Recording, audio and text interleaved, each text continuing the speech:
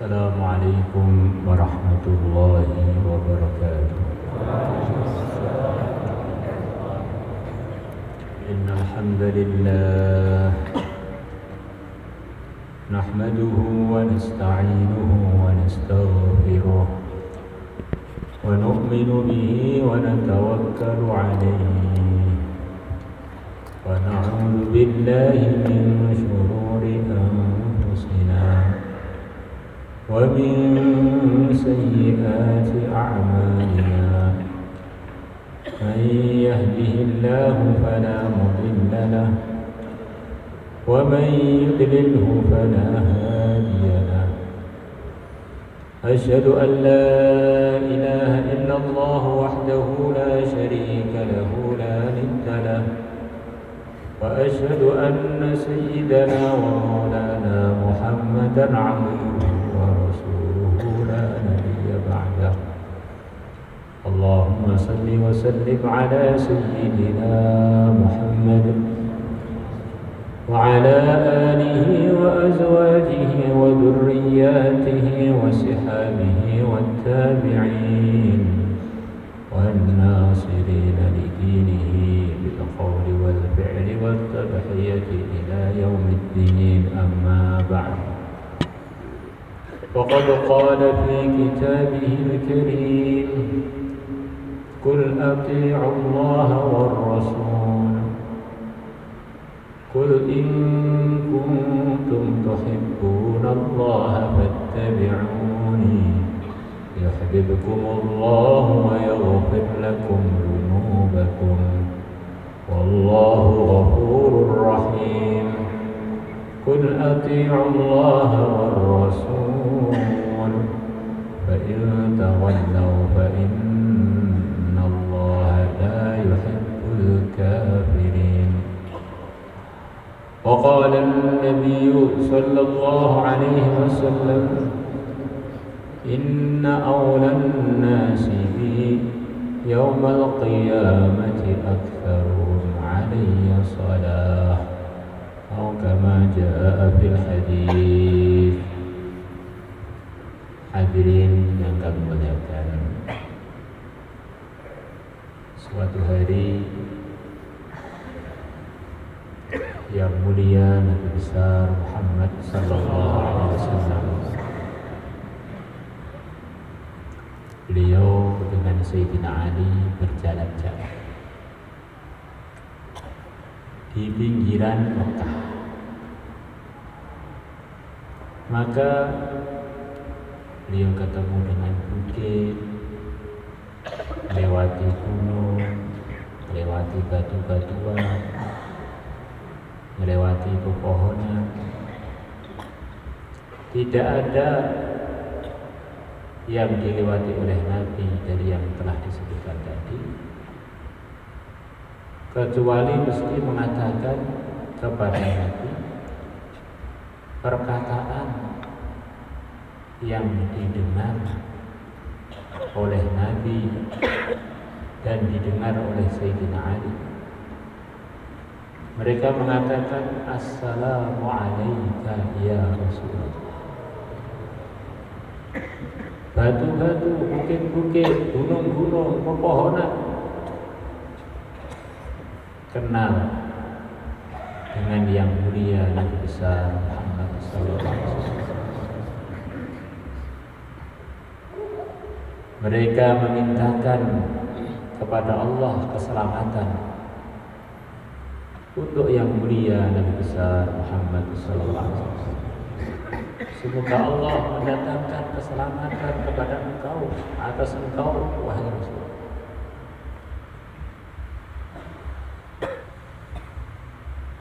Dan Nabi mengatakan kepada para sahabatnya,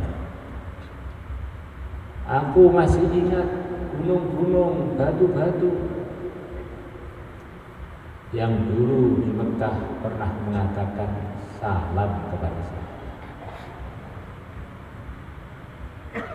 Batu-batu pun yang pernah mengatakan salam kepada Nabi diingat oleh yang mulia Nabi besar Muhammad sallallahu alaihi wasallam. untungnya punya Nabi yang bernama Nabi Muhammad. Begitu sayangnya kepada makhluknya Allah, sampai batu-batu yang mendoakan beliau pun beliau mengingatinya.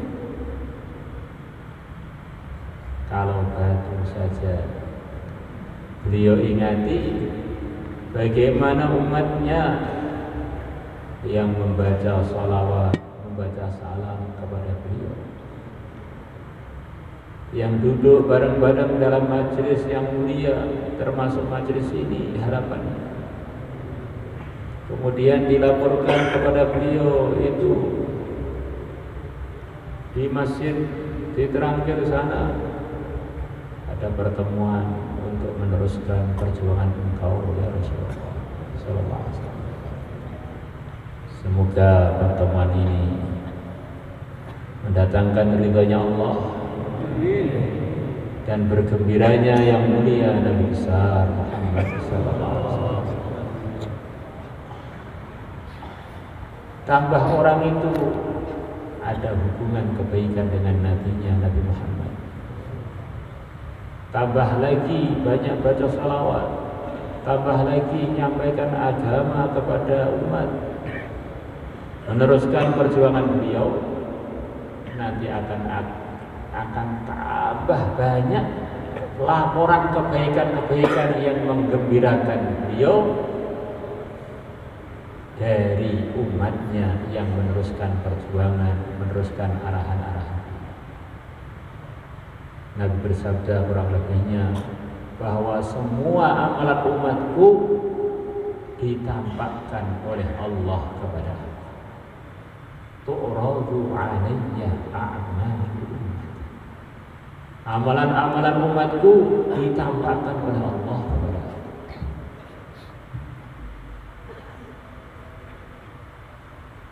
Hadirin yang mulia, Nabi besar Muhammad SAW dengan para sahabat baru saja pulang dari safar, sampai mendekati Madinah dekat dengan Gunung Uhud. Maka tiba-tiba Gunung Uhud goyang-goyang. Gunung Uhud goyang-goyang. Para sahabat tidak paham kenapa kok ada gempa ini goyang sama gunung. Nabi mengatakan kepada para sahabat bahwa Gunung Uhud goyang-goyang ini karena cintanya kepada saya dan kepada kamu. Cintanya kepada saya khususnya. Uhudun jabalun yuhibbuna wa nuhibbuh. Gunung Uhud ini adalah gunung yang mencintai kami dan kami mencintai. Gunung berapi, cinta pada Nabi, saking cintanya begitu melihat Nabi dan rombongannya datang bergoyang-goyang menyambut sampainya yang mulia dan besar Nabi. Dalam sebagian riwayat mengatakan al-mar'u ma'a man ahabba. Orang itu oleh Allah akan dikumpulkan dengan orang yang dia cintai. Sebagian ulama mengatakan man itu tidak selalu harus orang, sampai jin pun masuk. Bukan hanya jin, kalau perlu hewan pun masuk. Bukan hanya hewan, kalau perlu gunung-gunung pun masuk. Nabi bersabda kurang lebihnya, nanti pada hari kiamat ketika orang-orang Islam, orang-orang iman telah masuk surga, mereka akan lihat di antara hiasannya surga adalah gunung Uhud. Gunung Uhud itu satu-satunya gunung di dunia ini yang akan masuk surga gara-gara cintanya kepada yang mulia dan besar Muhammad sallallahu alaihi wasallam. Maka nanti kalau kita masuk surga, semoga Allah terima kita semua. Nanti kita akan melihat gunung Uhud di sana. Di sana di dalam Al-Quran ada cerita seekor anjing yang begitu setia menemani Ashabul Kahfi, menemani, menjaga, sampai ikut nyertai Ashabul Kahfi. Dia di depan gua sampai sak matinya. Maka diriwayatkan dalam beberapa riwayat hadis, anjingnya Ashabul Kahfi ini karena cintanya dengan Ashabul Kahfi termasuk satu-satunya anjing yang nanti akan masuk surga. Anjing masuk surga gara-gara cinta kepada orang-orang yang diduga. Hadirin, kadang-kadang orang itu bilang, aku cinta, aku cinta. Cinta itu ada pembuktian.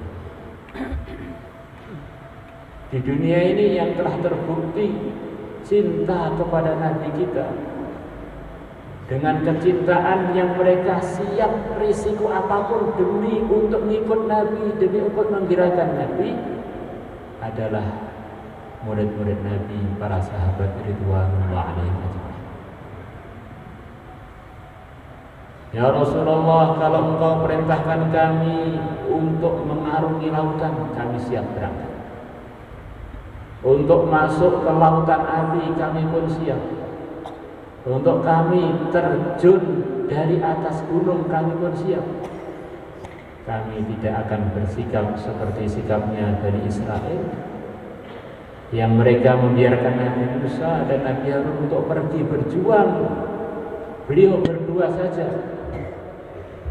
Mereka tidak mau mengikuti perjuangan Nabi Harun dan Nabi Musa. Kami siap untuk menyertai Tuhan apapun risiko. Begitu Nabi kita datang ke Madinah, para sahabat, lakinya, perempuannya, remajanya, anak-anaknya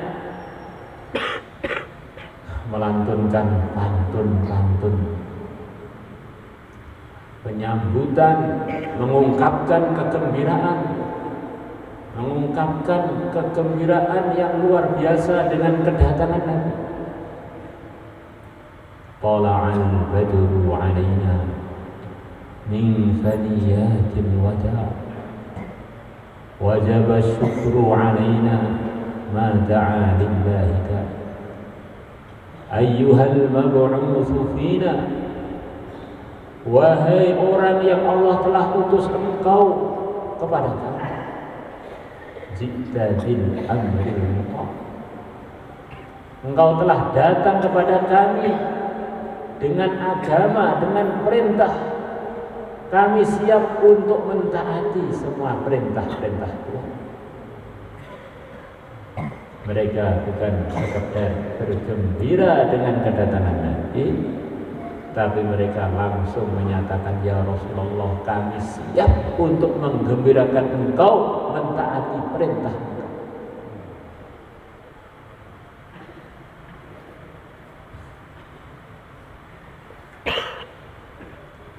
Maka hadirin yang dimuliakan Allah Subhanahu wa taala, diceritakan ada seorang sahabat namanya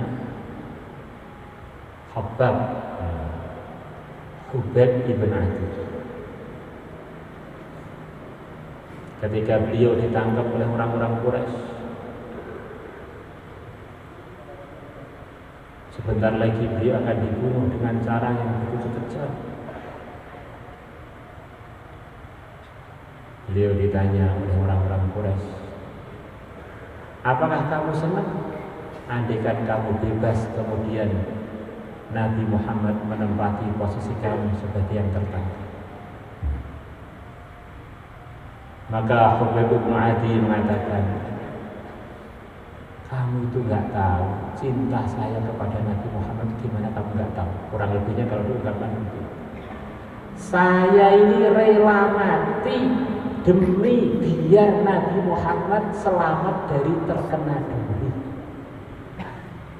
Biar Nabi Muhammad tidak terkena duri, saya siap korban nyawa. Pertanyaan apa?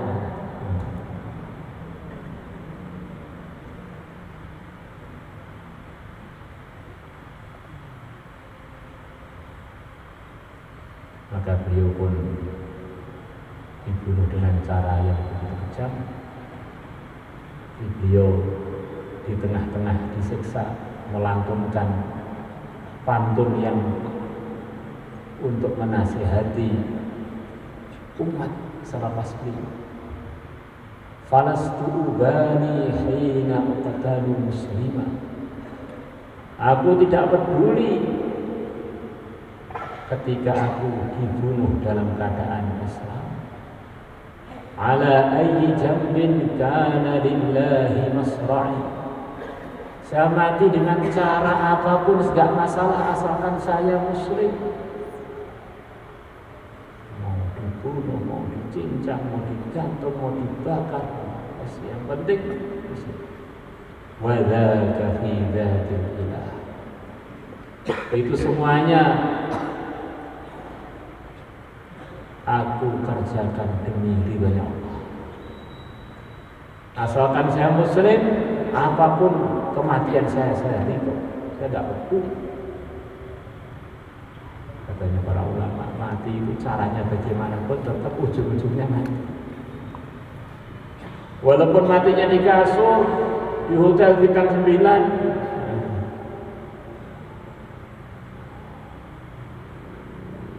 tetapi kalau jurusannya neraka ya apa gunanya?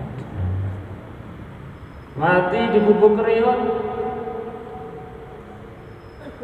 nggak ada siapa-siapa yang nunggu. Tapi kalau jurusannya lepas mati jadi raja surga dalam ridhonya Allah, apa ruginya? Wa iya sya'yu barik ala awsali silwin mumazzah. Katanya ini adalah sebetulnya kata-kata doa. Kalau Allah berkehendak, Allah akan memberi keberkahan kepada tubuhku yang dicincang-cincang. Dia doa, ya Allah, tubuhku telah dicincang oleh orang-orang kafir, jadikanlah ini ada berkah. Kata sebagian ulama, beliau doa, ya Allah, dengan kematian saya yang terzalimi ini, saya minta orang-orang dapat hidayah. Maka semua yang hadir pada pembunuhannya Khubayb bin Adi, semuanya akhirnya dapat hidayah. Tidak satu pun yang tidak dapat hidayah. Banyak mereka yang menangis pada nangis, pada nggak bisa tidur selepas masuk Islam. Kami kok begitu kejam banget, menggolimi Khubayb. Khubayb begitu sabarnya menerima kezaliman itu, malah doa yang baik-baik. Bahkan mantan minta izin untuk sholat 2 rakaat dulu sebelum beliau dimasukkan dalam tahapan untuk dibunuh dengan begitu sadis. Ada sebagian jadi gubernurnya Sayyidina Umar, gubernur yang terkenal sangat adil, tapi ada waktu-waktu dan sangat alim. Dia jadi pemutus, tengah-tengah mutusi, tiba-tiba blank, gak sadar sekian jam, sampai orang-orang yang hadir itu pada heran. Saya lupa namanya langsung. Ini qadhi yang antum kirim, gubernur antum kirim untuk memimpin kami ini aneh. Ada waktu-waktu ngeblank, tidak bisa diajak ngomong, tidak bisa diajak komunikasi. Maka dipanggil saya, kenapa kamu begitu? Saya ini dulu masih kecil, masih muda, ikut hadir di pembunuhannya. Saya khawatir ditanya Allah pertanggungjawabannya saya di mana. Maka ketika saya ingat tuh langsung saya nggak ingat saya ini di mana posisinya. Semuanya yang hadir dapat hidayah. Shock. Maka itulah prinsip kita para hadirin, hidup sekali bagaimana bergembira dengan kedatangan Nabi, kemudian usaha 24 jam untuk menggembirakan Nabi. Maka para sahabat yang telah ikrar cinta bil amril muta', siap untuk taat pada perintah Nabi, akhirnya mereka praktekkan dalam kehidupannya, maka mereka menjadi manusia terbaik selepas para anbiya. Sebagaimana sabda Nabi, innallaha ikhtara ashabi 'alal 'alamin siwan nabiyyin wal mursalin. Sesungguhnya Allah telah memilih sahabat-sahabatku melebihi seluruh makhluk selain para nabi dan para rasul. Kalau kita ingin jadi orang yang sangat baik, caranya satu saja, ikut yang telah berhasil untuk itu, yaitu para sahabat. Kenapa beliau berhasil? Karena gembira diberi panutan yang namanya Nabi Muhammad, kemudian usaha 24 jam untuk menggembirakan beliau, melaksanakan arahan-arahan yang telah beliau bawa. Insyaallah kita semuanya, sahabat ini semuanya wali-wali yang tertinggi dengan tingkatan yang berbeda-beda di kalangan itu. Dan sahabat ini resmi jadi sahabat, kata para ulama, harus mengumpulkan 3 kriteria. Man laqiyan nabiyya wa amana bihi wa mata ala. Pertama kali memang orangnya ini pernah ketemu langsung dengan Nabi. Hadirin yang dimuliakan Allah Subhanahu wa taala, kata para ulama, di dunia ini ada satu pelajaran yang tidak mungkin didapatkan kecuali dengan ketemu dengan guru tersebut. Di dalam diri manusia ini ada satu hal yang baik, yang mana kalau kita ingin mendapatkan kebaikan itu harus ketemu dengan orangnya. Sehebat apapun seseorang, setinggi apapun kesolehannya, kalau nggak ketemu Nabi kita tidak akan jadi sahabat. Kadang-kadang ada orang tuh belajarnya online. Andaikan paham, itu tentu saja ada hal yang ketinggalan. Ketemu langsung itu ada keberkahan khusus yang tidak bisa diwakili dengan online. Tidak cukup ketemu Nabi, Abu Jahal juga ketemu Nabi, Abu Lahab juga ketemu Nabi, Walid bin Mughirah juga ketemu Nabi, Ubay bin Khalaf ketemu dengan Nabi, tapi mereka tidak beriman. Wa amana bihi, dan dia beriman dengan Nabi.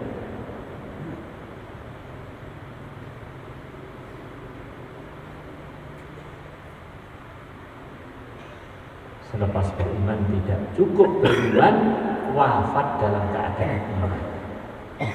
Kalau 3 hal ini kumpul, baru menjadi namanya sahabat.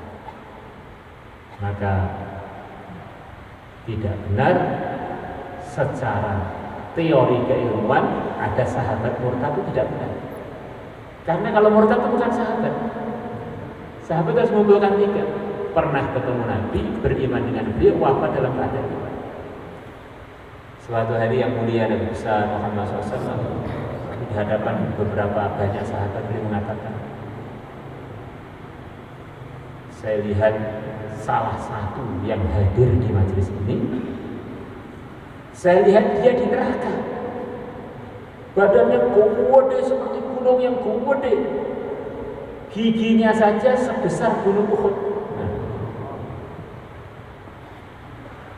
Jadi di antara pemandangan di neraka, para hadirin, orang-orang yang di neraka itu badannya dibesarkan oleh Allah sampai gede banget, giginya aja seperti gunung Uhud. Siksa neraka begitu banyak, beraneka macam. Kalau yang mau disiksa itu kecil, digigit kalajengkingnya sudah lenyap, para hadirin. Maka begitu badannya gede, bisa disiksa dengan berbagai macam siksaan sekaligus. Cokot kalajengking, cokot ularnya, kena apinya, kena tusukan mana tusukan itu bisa sekaligus. Dan termasuk yang hadir di situ itu adalah sahabat Abu Hurairah. Sahabat yang paling berjasa menyampaikan agama yang berupa sabda-sabda Nabi kepada umat Muhammad. 5.272 hadis minimal telah tersampaikan dari beliau, dari Rasulullah kepada umat.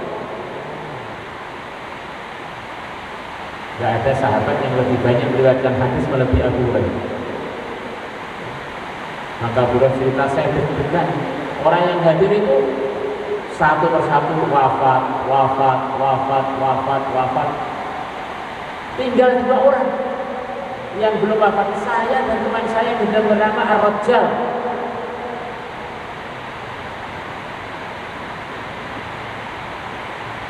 Maka saya deg-degan, saya khawatir banget, jangan-jangan yang mau masuk neraka suul khotimah itu saya. Hadirin yang dimuliakan Allah Subhanahu wa taala, orang itu kalau punya itu diantara buktinya khawatir barangkali. Kita punya uang banyak berapa miliar, khawatir kalau dicuri, khawatir kalau rebut orang, khawatir kalau hilang. Itu kalau punya. Tapi kalau nggak punya nggak khawatir. Maka orang itu kalau imannya benar-benar kuat, khawatir nanti saya mati dengan iman enggak. Kalau nggak khawatir pasti malah bahaya para hadirin. Jangan-jangan nggak punya.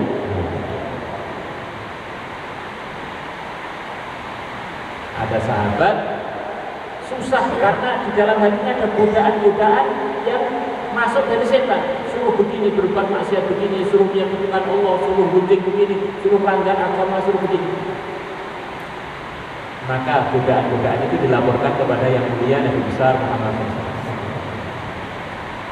Nabi menjawab, "Dzaka sharihul iman." Yang kamu rasakan itu menunjukkan benar-benar kamu itu orang beriman.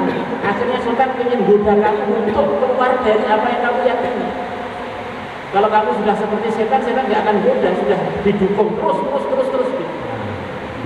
Masya Allah.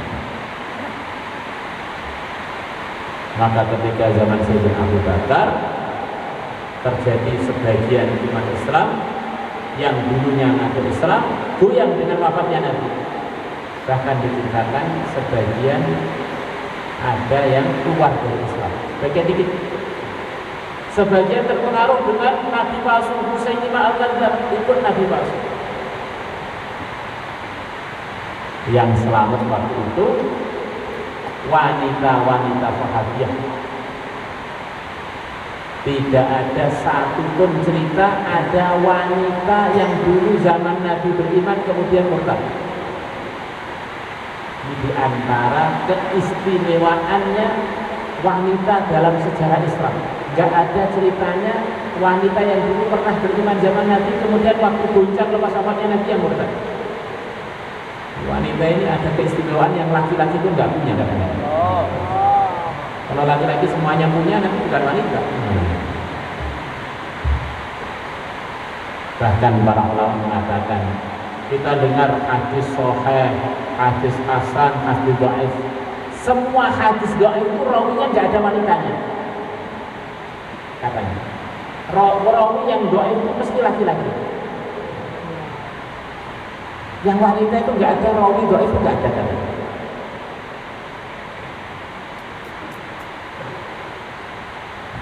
Masya Allah. Maka Ar-Rajjal datang kepada Sayyidina Abu Bakar. Ar-Rajjal datang kepada Sayyidina Abu Bakar. Dia mengatakan, wahai Khalifah, izinkan saya untuk datang kepada Musailimah. Akan saya dakwai dia biar dia keluar dari kesesatannya dan pengakuannya yang tidak benar itu ngaku jadi nabi. Dan Ar-Rajjal ini sudah terbiasa bergerak kemana-mana seperti itu. Sudah banyak orang yang dapat kebaikan dari Ar-Rajjal. Dan Ar-Rajjal ini lumayan banyak hafalannya Al-Quran maupun hadis. Maka Sayyidina Abu Bakar pun mengizinkan Ar-Rajjal untuk mendatangi Musailimah al-Kadzdzab.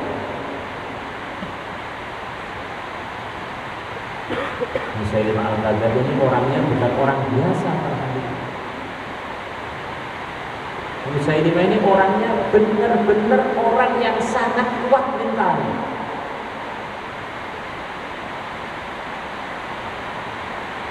Kadang-kadang orang itu sudah semangat, sudah jos perasaannya. Dia ketemu orang yang lebih berkarakter lagi, dia hilang semua karakternya di hadapan orang yang lebih kuat mentalnya. Saking kuatnya mentalnya Musailimah, ketika Nabi kita masih hidup, Musailimah datang langsung pada Nabi. Bagaimana kalau kita ini bagi kekuasaan aja?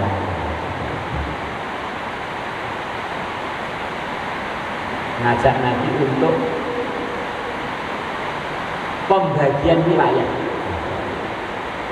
Bagaimana kalau umat yang bagian ini milik antum, bagian ini milik saya, nanti yang kelola saya. Di mentalnya Musailimah sudah kurang ajar. Dengan Sayyidul Anbiya pun nggak terkesan, malah ingin persetujuan Nabi untuk melakukan gerakan kesesatan langsung dengan Nabi. Maka oleh Nabi ditolak mentah-mentah, dinasihati, tetap Musailimah tidak terkesan. Terus pulang, selepas Nabi wafat ada kesempatan dia ngaku jadi Nabi. Maka orang-orang yang mentalnya lemah, imannya lemah, banyak yang terpengaruh dengan Musailimah. Maka Ar-Rajjal begitu ketemu Musailimah ternyata kalah mental. Bukan dia mempengaruhi, malah dipengaruhi. Bukan dia malah ngajak iman Musailimah kepada Nabi, malah dia beriman dengan Musailimah. Bukan hanya beriman dengan Musailimah, dia ngarang hadis palsu. Saya dengar sendiri Nabi Muhammad bilang tentang Musailimah itu akan jadi Nabi selepas wafatnya beliau.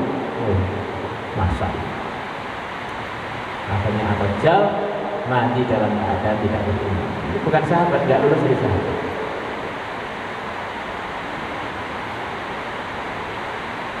Hadirin yang dimuliakan Allah Subhanahu wa taala, sahabat ini berbeda dengan wali-wali selepas para sahabat. Sahabat ini kita berkewajiban meyakini beliau adalah kekasihnya Allah.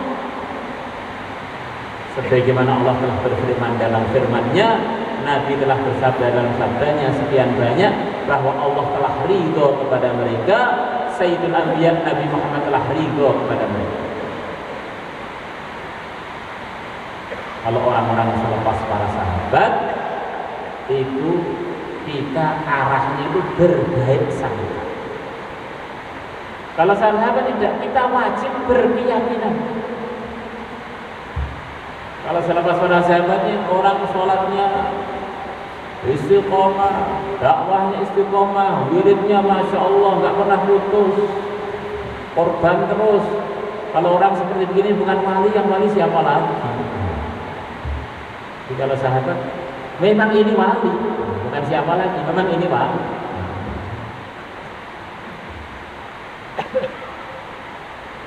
Dikatakan oleh para ulama, sekecil-kecilnya sahabat, wali sebesar apapun selepasnya tidak akan bisa sampai derajatnya sahabat sampai hari kiamat. Karena walinya itu wali resmi yang resmikan langsung Allah dan Rasulnya. Di Qur'annya Allah, di firmannya Allah, dan di sabdanya. Wali-wali selepasnya tidak sampai ke derajat satu generasi yang semuanya tidak ada yang tuli sahabat. Satu pun nggak ada yang tuli. Orang tuh nggak usah tuli, para hadirin, ngantuk dikit aja sering salah paham. Maka sahabat Allah telah siapkan beliau-beliaunya untuk menyampaikan agama dari beliau. Maka seluruh masyarakat sahabat nggak ada satu pun yang tuli. Kalau yang buta banyak, sahabat yang buta banyak, tapi tidak ada sahabat satu pun yang tuli.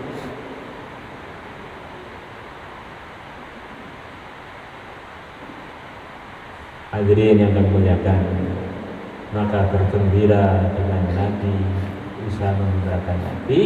Langkah pertama adalah mempraktekkan rukun Islam. Yang mana kata sebagian ulama-ulama India, ulama Islam mengatakan sebetulnya rukun Islamnya adalah ungkapan dari perwujudan cinta dan praktek pembuktian cinta. Itu sudah tersiratkan dalam rukun Islam. Orang itu kalau cinta belum akan diterima oleh kekasihnya sebelum dia mengikrarkan bahwa aku cinta kepadamu. Kalau kekasih itu mampu, maka dia kalau memang benar-benar cinta, maka perlu ada ikrar, pengakuan, pernyataan, saya memang I love you, aku cinta kepada lo, cinta. Maka bagi orang yang tidak ada uzur, yang tidak bisu, kalau dia beriman, berkewajiban dia menyatakan la ilaha illallah Muhammadur Rasulullah. Tidak ada yang hak disembah selain Allah. Nabi Muhammad adalah utusan Allah. Tuhan hanya satu, yaitu Allah. Nabi Muhammad adalah utusan Allah. Yang mana Tuhan itu kata sebagian ulama artinya adalah yang dicintai dengan sampai puncaknya, sampai kita meyakininya sebagai Tuhan. Jadi tidak ada Tuhan, tidak ada yang saya cintai sampai puncak kecintaan selain Allah saja. Di antara artinya Tuhan ilah itu adalah tidak ada yang aku tunduki dengan puncak ketundukan yang sempurna selain itu sampai aku menuhankan Dia. La ilaha illallah itu pernyataan cinta puncak dan ketundukan yang puncak. La ilaha illallah. Dan untuk sampai kepada itu jalannya hanya satu saja. Kalau aku mencintai dan mengikuti yang mulia Nabi besar Muhammad SAW, maka kita rasakan, kita ini sebagai muslim, kita rasakan Masya Allah, aku telah ikrar menyatakan cinta kepada Allah dan Rasulnya, harus ada buktinya. Langkah pertama pembuktiannya adalah dengan sholat. Siap mulai ujung kaki sampai ujung rambut mengikuti apa yang disenangi oleh kekasihnya. Suruh ngangkat tangan, suruh nunduk, suruh nyium tanah, suruh bangkit lagi. Suruh ngomong, gerakan mulut, suruh diam, suruh bilang amin, suruh gerakkan jari, gerakan telapak tangan, ini semua. Kalau kunta shadiqan la ata'tahu, innal muhibba liman yuhibbu muti'u. Kalau sungguh beneran kamu cinta kepada Dia, pasti kamu akan mentaati Dia. Sesungguhnya pecinta akan selalu mentaati kekasihnya. Katanya cinta, tetapi kok malah merugikan yang dicintai. Itu namanya aspal, seperti asli tapi tumbal. Maka ulama-ulama zaman dulu itu membedakan antara cinta dan kebelet. Orang-orang dulu paham cinta antar makhluk beda. Kalau orang mengarahnya merugikan kekasihnya, mencari kekasihnya, kemudian tanpa persetujuan sudah berbuat yang aneh-aneh dengan kekasihnya, itu sebenarnya bukan cinta, itu kebelet buyuh. Kalau cinta sebenarnya tidak akan berbuat begitu, karena itu memalukan kekasihnya. Dia tidak akan berbuat begitu. Itu orang kebelet ketemu orang kebelet terus mengatasnamakan cinta, itu namanya menjelekkan nama cinta. Namanya cinta itu akan selalu merawat pada. Maka diceritakan ada seorang tabi'in yang begitu soleh. Ya di sana juga ada seorang tabi'iyah yang begitu soleh, yang terkenal sangat cantik. Sudah banyak orang-orang soleh yang melamar tapi dia nggak mau. Pengennya dengan si soleh yang itu. Maka dia ini penasaran, semua orang sudah melamar saya yang itu kok belum, kenapa sih padahal saya pengennya dengan itu. Akhirnya bingung. Ketika si soleh tadi lewat, dia salam, assalamualaikum. Si soleh menunjuk salam, lewat gitu. Akhirnya dia penasaran, dicoba. Kamu itu sebetulnya tertarik nggak dengan saya? Kamu kenal nggak dengan saya? Kenal. Siapa tahu saya? Ya itu kamu yang masyhur dengan segala macam kebaikan dan kecantikan kamu. Kenapa kamu kok sepertinya nggak gubris kalau saya apa itu goda ini? Saya nggak pernah goda orang, godanya kamu roh. Apa kamu nggak cinta dengan saya? Justru karena saya cinta kepada kamu, saya nggak berani gubris kamu. Karena saya ingat firman Allah, al-akhillau yawma idzin ba'duhum li ba'din adu illal muttaqin. Semua kekasih itu nanti pada hari kiamat yang cintanya bukan didasari aturan yang diridhoi Allah akan bermusuhan. Oh gitu ya, gimana caranya? Ya nanti saya tak makan tetap kali kamu, bukan begini caranya. Cinta itu begitu.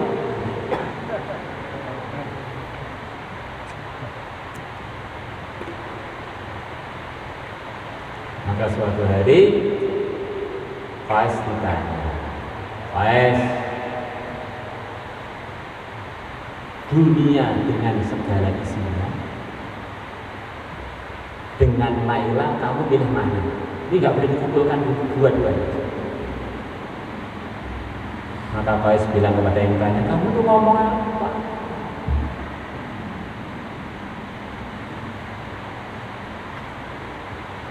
Debu yang menempel di serandanya Laila, menurut saya itu lebih mahal melebihi dunia dengan segala isinya. Bukan Lailanya, debunya tok yang nempel di serandanya. Bukan nempel di badannya, nempel di serandanya. Maka orang itu kalau cinta beneran, dia akan siap untuk mengikuti arahan kekasihnya. Maka itu terbuktikan dengan sholat. Cinta pada Allah kok pelanggar ini cintanya perlu diperbaiki lagi. Ini belum terbuktikan.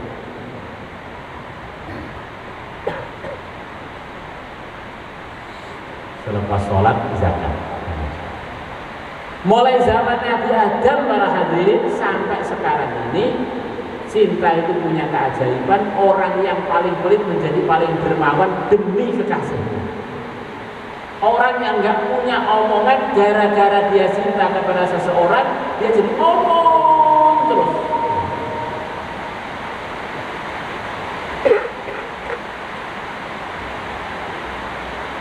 Maka buktinya orang yang cinta kepada Allah dan Rasulnya, diantaranya dia rela, bahkan sukacita, bahkan bersemangat untuk mengeluarkan sebagian hartanya demi untuk ridhonya kekasihnya, yaitu Allah dan Rasul.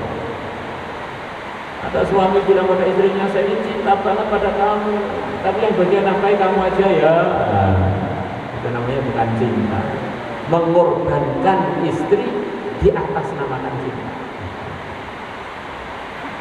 Kalau beneran, Masya Allah, seperti normalnya laki-laki kerja di sawah, kerja di kantor, kerja di toko demi untuk membiayai istri.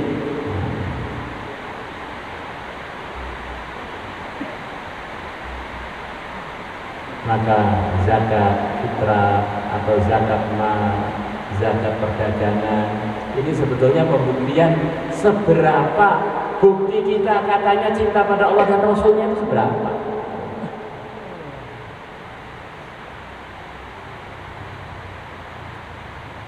Kemudian yang keempat, puasa. Demi ridhonya kekasih siap lapar dan dahaga.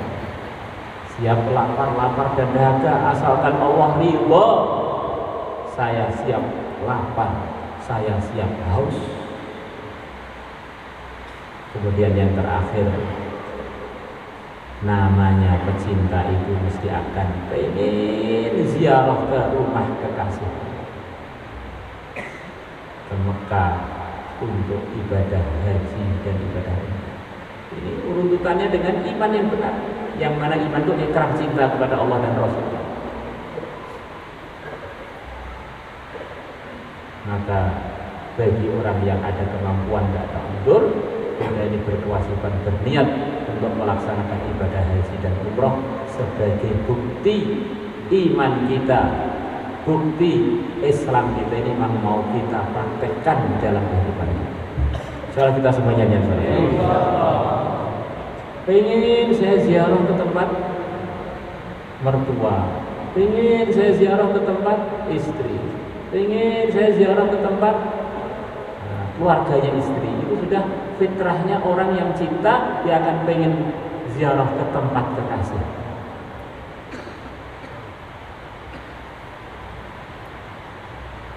Hadirin yang dimuliakan Allah Subhanahu wa taala, untuk mewujudkan iman dan amal cinta kepada Allah dan Rasulnya, mempraktekkan rukun Islam, modalnya adalah kehidupan kita ini. Kalau orang diberi kesempatan hidup dan otaknya waras, dia punya bekal sempurna untuk mengamalkan Islam dengan sempurna. Maka nanti pada hari kiamat si kaya si miskin akan ditanya pertanyaan yang sama, sudah praktek iman yang benar dan amal yang benar atau belum? Di suasana paling buruk, di suasana paling tidak mendukung, istrinya Fir'aun bisa amal agama. Karena tempat amal agama itu badan kita ini, Pak. Kadang-kadang orang pengen amal agama selepas kaya. Ya kalau kaya, berapa banyak orang kaya di amal agama?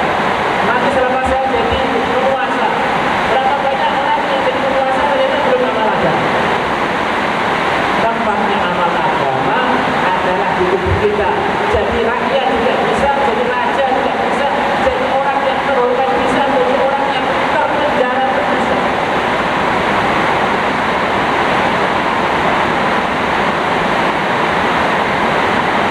Maka suatu hari saya juga tadi ditanya, ada orang yang kaya raya amal agama, ada orang yang sangat miskin amal agama. Mana di antara keduanya yang paling tinggi derajatnya di sisi Allah? Maka beliau menjawab, yang paling tinggi agamanya itulah yang paling tinggi derajatnya. Kalau si kaya lebih sempurna, si kaya lebih tinggi. Kalau si miskin lebih sempurna, si miskin lebih tinggi.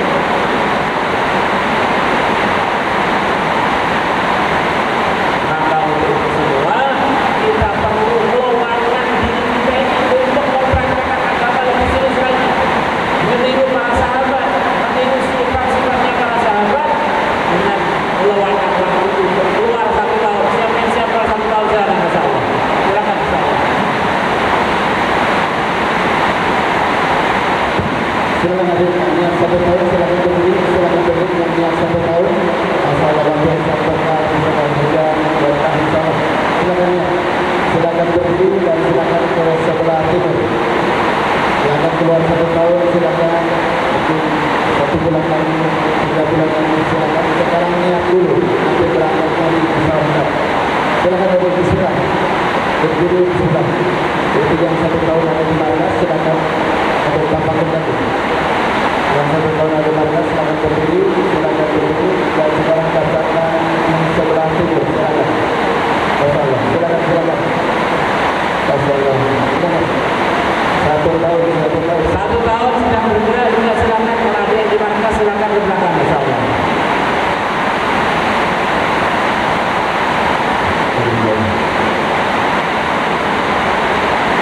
Negeri jauh, para hadir negeri jauh, silakan yang lihat negeri jauh, Masya Allah.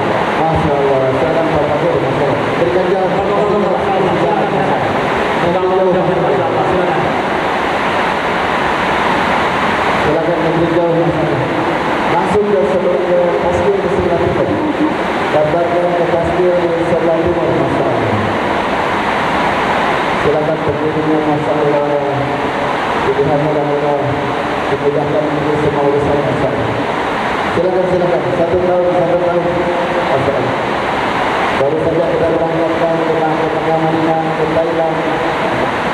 Sebentar lagi dari Serabian berangkat ke Itali, Masya Allah. Silakan.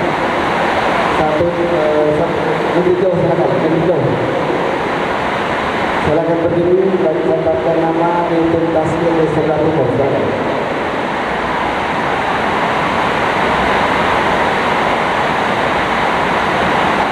Silakan, silakan. Masya Allah, IPB, monggo, Masya Allah, IPB, monggo. IPB masalah, IPB masalah, silakan. Sudah terbuka sekarang ke Bangladesh, masalah, sudah, masalah. Ke Pakistan, masalah. Silakan, silakan. Niat dulu, nanti berangkatnya di masyarakat. Yang sudah membuat tahapan-tahapan di halamannya, dikuatkan lagi dengan sekarang berdiri dan catatkan niatnya di tim tasbih di sebelah timur. Silakan. Masya Allah, silakan. 4 bulan 40 hari jalan kaki dan biasa, maka Masya Allah. 4 bulan 40 hari jalan kaki atau biasa, monggo, Masya Allah. Silakan Pak. 4 bulan 40 hari, Masya Allah. Biasa maupun jalan kaki, Kita akan keluarkan jemaah sebanyak-banyaknya masalah, terutama dari musyawarah 2 bulanan mungkin di Mojokerto. Dari musyawarah 2 bulanan di Mojokerto kita akan keluarkan jemaah sebanyak-banyaknya. Silakan masalah. Silakan yang sudah kemarin mencatat nama waktu musyawarah bulanan, silakan mencatatkan nama lagi masalah. Untuk pasir di sebelah timur. Silakan 4 bulan permohonan biasa berjalan kaki, silakan. Masya Allah, silakan. Mas Purah, Masya Allah, monggo. Kita ajak istri kita sebagai waktunya untuk latihan perjuangan agama, Masya Allah. Tidak ada pasukan pun zaman Nabi yang dikirim, hampir bisa dipastikan ada wanita yang menyertai dalam perjuangan itu. Nabi berangkat 25 kali selama di Madinah, selalu membawa istri beliau di dalam perjuangan. Masya Allah. Silakan. Selain masalah yang baik yang akan lebih jauh, yang 12 juga, yang 40 hari, yang 15 hari, silakan. Bahkan yang akan keluar 3 hari minggu ini, silakan. Di Bapak Guru tadi baru mendapatkan Jakarta dari Mas Turut di sebelah timur arah selatan, silakan. Dengan Bapak Musa Bamaiman, silakan. Mas Turut yang akan keluar baik lebih jauh IPB 40 hari, bahkan 3 hari sekalipun, bagaimana untuk di tempat di markas dan mendapatkan Jakarta dari markas, silakan. Insya Allah semuanya nyanyi, insya Allah. Kurang lebihnya minta maaf. Assalamualaikum warahmatullahi wabarakatuh. Jangan dulu bubar, seperti biasa.